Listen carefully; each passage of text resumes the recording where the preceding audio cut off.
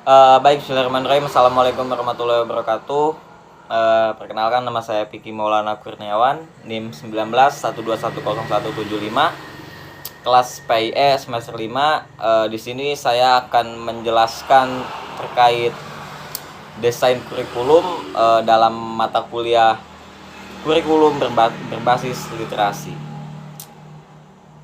Perlu kita ketahui, mendesain kurikulum dapat dimaknai sebagai kegiatan merangkai sebuah rancangan ataupun merangkai sebuah kurikulum yang sesuai dengan visi serta misi instansi sebuah pendidikan. Wina Sanjaya tahun 2010.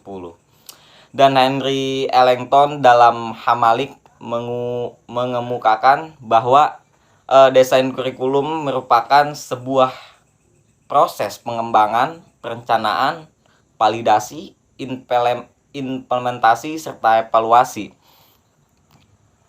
Jadi yang dimaksud dengan desain pengembangan kurikulum adalah suatu proses untuk menyusun ataupun merancang komponen-komponen kurikulum agar sesuai dengan visi dan misi sekolah dalam pengembangannya melalui sebuah validasi, implementasi, dan evaluasi.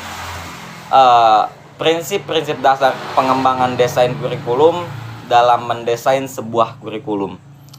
Ada beberapa prinsip sebagaimana dikemukakan oleh Saylor dalam Umar Hamalik yang mengajukan 8 prinsip ketika mendesain sebuah kurikulum. Di antaranya sebagai berikut. Yang pertama yakni memudahkan dan mendorong pengembangan berbagai jenis pengalaman belajar yang mendasar dan penting bagi pencapaian peserta didik agar dapat sesuai dengan hasil belajar yang diharapkan.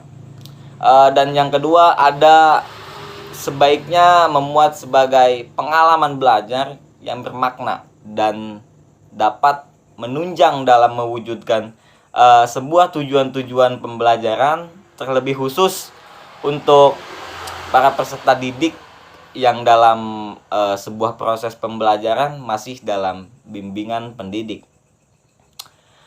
Yang ketiga, memberikan ruang gerak untuk guru dalam menggunakan sebuah prinsip-prinsip belajar dalam membimbing peserta didik dan mengembangkan berbagai kegiatan di sekolah. Yang keempat, memungkinkan pendidik untuk menyesuaikan pengalaman belajar serta didik dengan kebutuhan, kapasitas, dan tingkat kematangan peserta didik.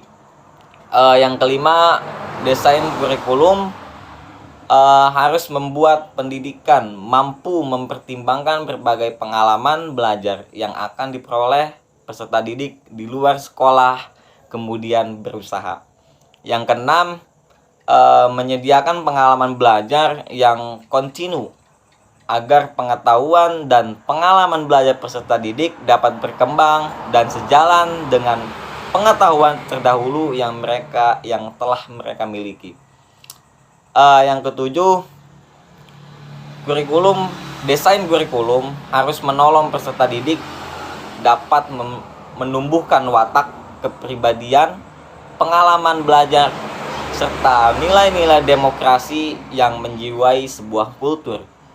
Dan yang terakhir, memiliki sifat realistis sehingga layak dan dapat diterima dan diterapkan di sebuah masyarakat. Mungkin hanya itu yang bisa saya sampaikan.